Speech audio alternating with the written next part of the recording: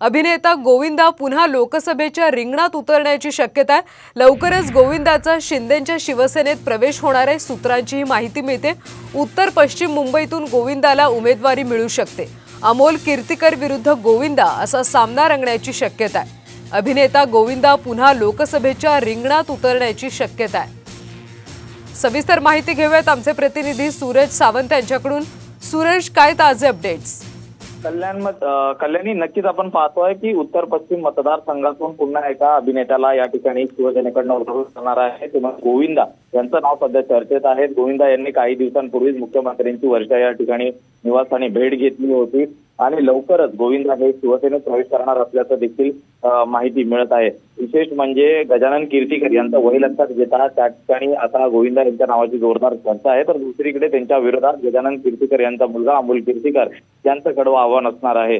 तर गोविंदा हा एक अभिनेता म्हणून चेहरा आहे। त्याचबरोबर 2004 मध्ये काँग्रेसकडनं लोकसभा निवडणूक लढवत भाजपचे ज्येष्ठ नेते राम नाईक यांचा अभेद किल्ल्याला भगदाड पाडत काँग्रेसचा झेंडा रोवला होता। त्यामुळे आता त्याचबरोबर स्वतः राजकीय प्रवास याचा फायदा कुठेतरी या ठिकाणी होऊ शकतो। या अनुषंगाने ही गोविंदा यांचं नाव सध्या आघाडीवर असल्याचं कळतंय।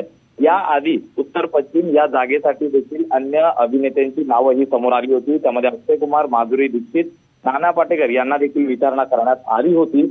मात्र यातील अक्षय कुमार त्याचबरोबर नाना यांनी स्पष्ट नकार दिला होता। तर माधुरी दीक्षित यांच्याकडनं कुठलाही प्रतिसादच मिळाला नव्हता। मात्र आता गोविंदा यांच्या उत्तर पश्चिम मतदारसंघासाठी त्यांच्या नावाची पुन्हा एकदा चर्चा ही सुरू झालेली आहे।